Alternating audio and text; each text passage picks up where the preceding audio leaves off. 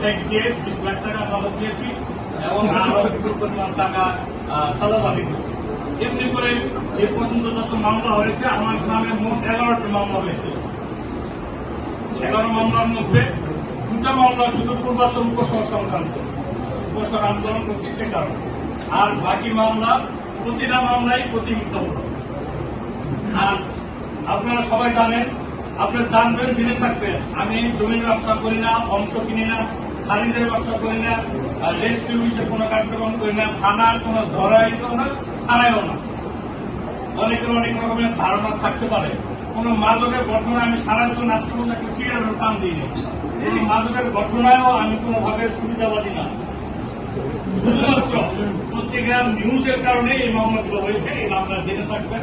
আর আমার সাথে যারা মামলার পার্টনার তারাও জানে, আপনারা জেনে থাকবেন। উপায়ন্ত না দেখে মানুষ যখন পানিতে হাবুডুবু খায় তখনও কিন্তু একটা বাঁচার জন্য গল্প করা হয়। সাংবাদিকরা বিভিন্ন সময় এরকম আশ্রয় দিতে পারে, হইতে পারে, ছিল এক সময়।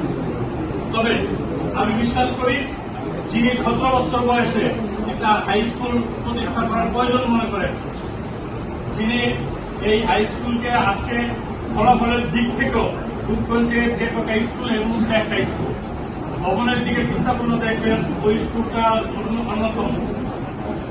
আরো একটা বিষয় আপনারা জেনে থাকবেন, সাহেবের বাবা যখন উপজেলার চেয়ারম্যান, তিনি দীর্ঘদিন উপজেলার চেয়ারম্যান ছিলেন, ওনার কালচার সংসদ সদস্য ছিলেন, আরেকটা চেয়ারম্যান ছিলেন, স্বাস্থ্য ভাই ইউনিয়ন পরিষদ চেয়ারম্যান ছিলেন, এখনো আরেকজন চেয়ারম্যান আছেন। তার মানে জনপ্রতিনিধিত্ব পরিবার এত কম সময়ে এত কিছু এক পরিবার থেকে হয় না।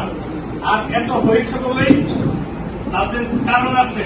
সাংবাদিকদের এই যে একজন বলছেন 22 বছর ধরে এরকম তিনি হয়েছেন, আমি 37 বছরে এরকম একটা সভা প্রথম পেয়েছি। তার মানে মোস্তাফিজুর রহমান জুয়েল সাহেব ঘুমের স্বপ্ন দেখেন না। আমি কোনো পান দিচ্ছি না, কোনো তেলবাজিও করছি না। সত্য কথা বলাকেই সত্যবাদী বলা হয়। আর যদি মিথ্যাকে আমি করি নাই সেটা যদি আমাকে বলা হয় সেটা ঐশ্বরবাদী।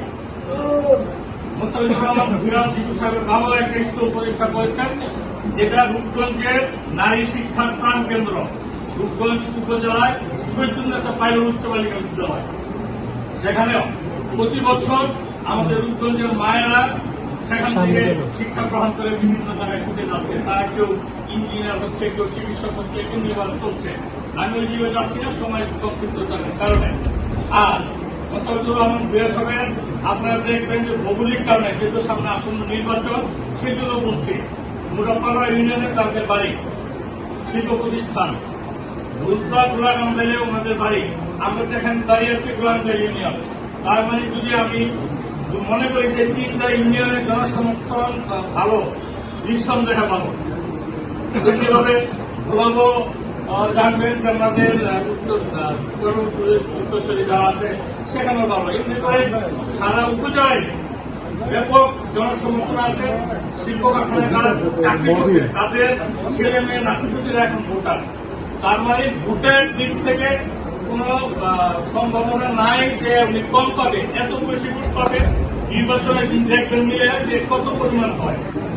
তবে সাংবাদিকদের যে দাবি, সেই দাবিগুলোর পক্ষে আমি একাত্মতা প্রকাশ করছি।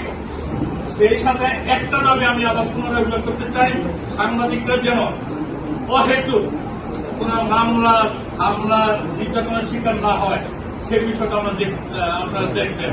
আমার স্বাস্থ্য ভাই জমির সীমানা নিয়ে যদি আমার আপন স্বাস্থ্য ভাই এমন করে হামলা করতে পারে, সেটাও আপনার যদি আমরা আসি, যদি সম্ভব হয় সমঝোতা করে দেওয়ার, সমাধান করে দেওয়ার, সেই বিষয়গুলো একজন সংসদ সদস্য হিসেবে পরবর্তীতে যখন নির্বাচিত হবেন সেই বিষয়গুলো আপনি একটু অগ্রাধিকার ভিত্তিতে সাংবাদিকের জন্য না, নির্যোগরা যেন পায়, সেই বিষয়গুলো আপনি দেখবেন, আমি বিশ্বাস করি।